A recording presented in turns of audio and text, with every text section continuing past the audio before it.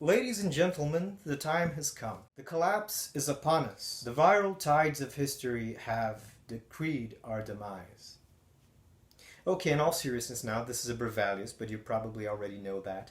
And today we're talking about disease. Disease is a very important factor in human history. Perhaps guns, germs, and steel should just be called germs. And that's not very much of a stretch.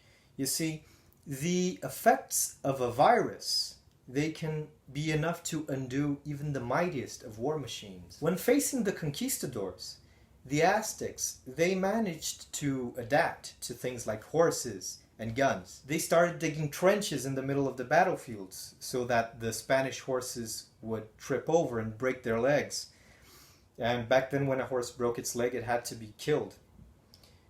And also the guns. Well, the guns back then, they were hard to reload, and they had a very short shooting range.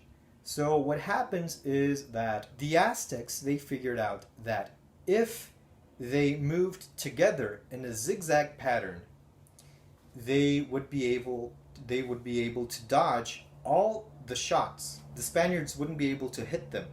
Well, that's not rocket science exactly. These are easy solutions. We tend to make a huge deal out of stuff like guns and horses when we talk about the conquest of native empires and so on. But the truth is that germs, in this case smallpox, and later on in the colonial period salmonella, would play a significantly larger role than any technology, because there are no simple tricks against smallpox. You are at the mercy of your immune system. From the 16th to the 17th century, the native population of Anahuac, otherwise known as Central Mexico, dropped from around 25 million people to somewhere around 1 million people, and that's a huge fall. That's a huge demographic fall, needless to say. A lot of people died. Perhaps they didn't hoard enough toilet paper. Also, Cunhambebe, the mighty cannibal warlord of the Tupinambá in Brazil, who had a fortified village with cannons, and the Tamoyo Confederacy, which he led in the 16th century, they had horses and guns, which they stole from the Spaniards, and so on. Well, he died not in battle, but of the plague.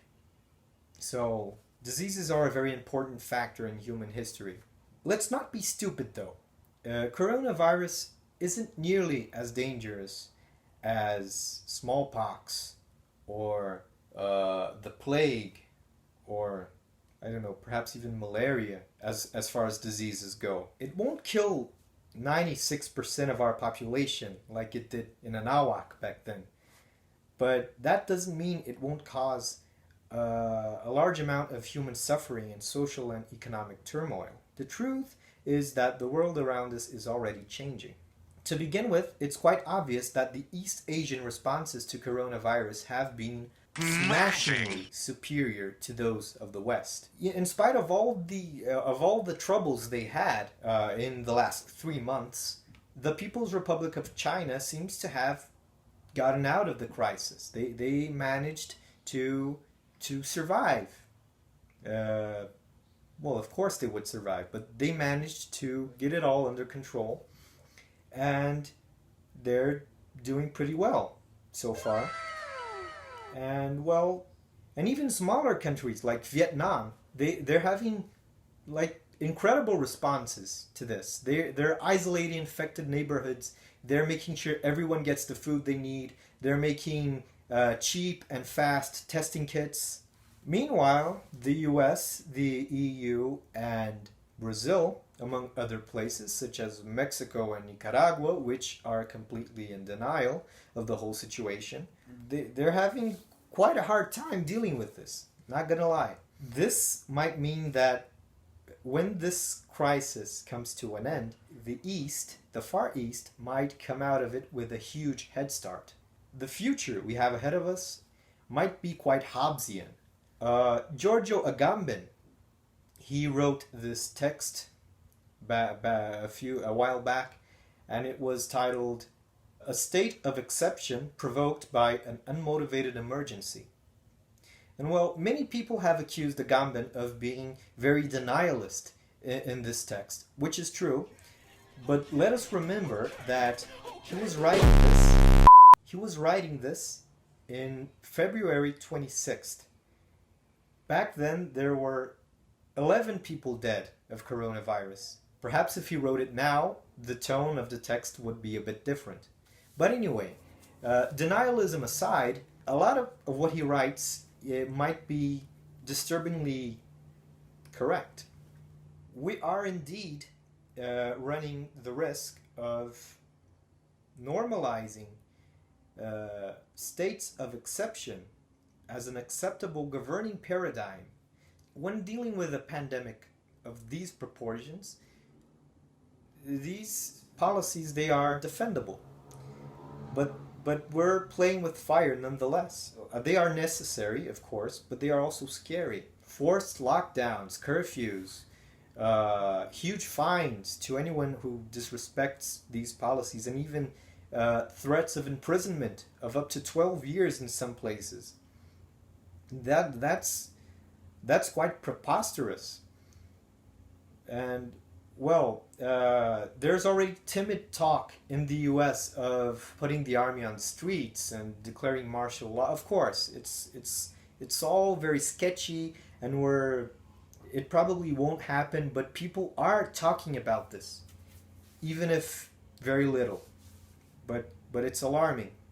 There seems to be a coup underway in Israel, the so-called only democracy in the Middle East, which is also troubling, because we already live in an age of strongmen, with or without the coronavirus. So by sacrificing freedom in exchange for safety and health, and what Agamben calls bare life in his essay, which is perfect physical health at the expense of personal fulfillment, mental health, and so on. It's something that our society seems to be obsessed over.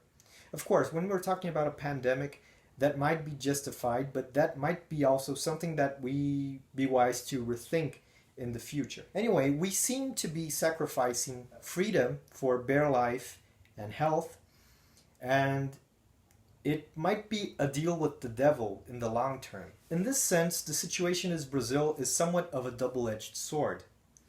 Bolsonaro, he is arguably a potential threat to democracy, indeed. But let's face it, if you want to undermine democracy, there is no better time to do this than the times we are currently living in. Like this state of societal panic over something that is completely beyond the control of mortal men. You know, these huge viral catastrophes, stuff like this.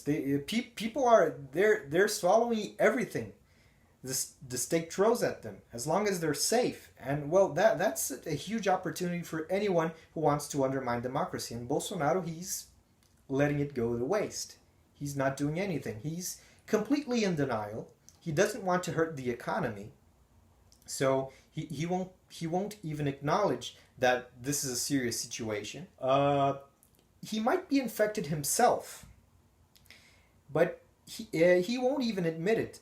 He probably is infected, and that's pretty serious, not only because he's old, but also because he was in the US recently and he met with Trump, and that would have huge implications. Are you serious? And he's afraid of those implications. He's a damn coward. He won't face his own responsibility. And that's, of course, that's a double-edged sword, because on the one side, lots of people will die because of his neglect. There's no going around that. Lots of people will die in Brazil due to his shitty policies. He might die himself. He's an old guy with coronavirus. He might not get out of this alive.